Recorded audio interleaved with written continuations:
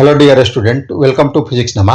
आज के इस वीडियो में हम लोग JEE मेंस 2021 में फिजिक्स से आए एक क्वेश्चन को सॉल्व करेंगे। यह question laws of motion chapter से लिया गया है।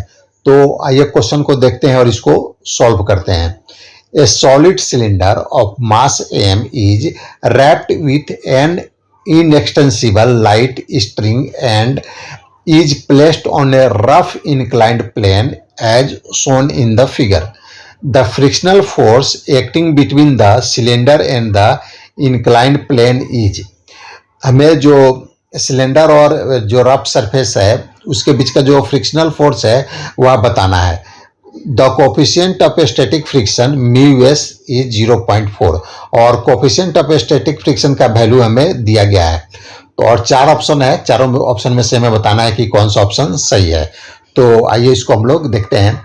Let us consider that the cylinder is at rest. हम सिलेंडर को रेस्ट पर कंसीडर करते हैं।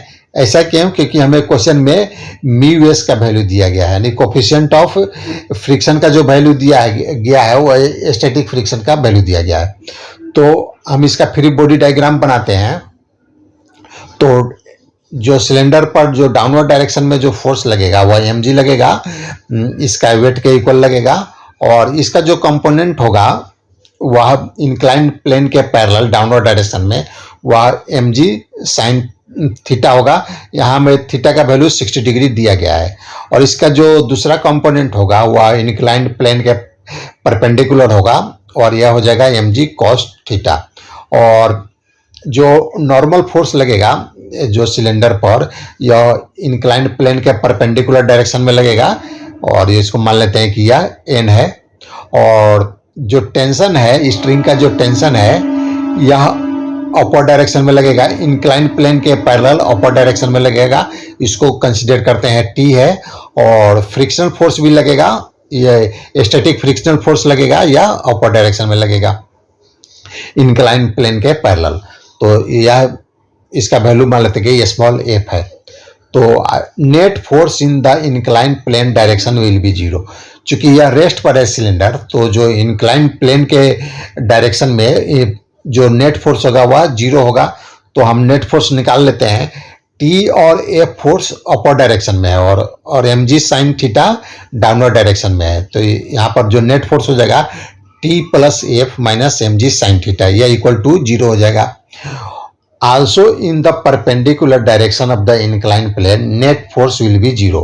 और जो इंक्लाइंड प्लेन के परपेंडिकुलर डायरेक्शन में भी नेट फोर्स 0 होगा, क्योंकि ये परपेंडिकुलर डायरेक्शन में भी जो सिलेंडर है वह मूव नहीं कर रहा है, रेस्ट पर है।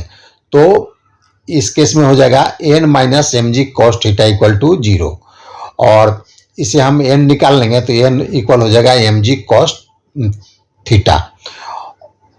We know frictional force between rough surface and cylinder F equal to μs n होता है।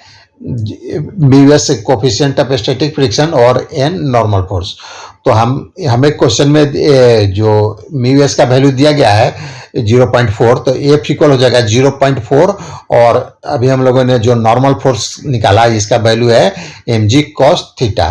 तो यह हो जाएगा 0.4 mg cos थीटा और F इक्वल टू हो जाएगा 0.4 mg और थीटा का यहाँ पर थीटा का वैल्यू 60 डिग्री है तो mg cos 60 डिग्री हो जाएगा और cos 60 डिग्री का वैल्यू 1/2 होता है। तो यह हो जाएगा F equal to 0.4 mg into 1/2 और यह हो जाएगा F इक्वल टू 0.2 mg। तो इसको फर्दर सिंप्लीफाई करेंगे तो F इक्वल टू mg/5 हो जाएगा।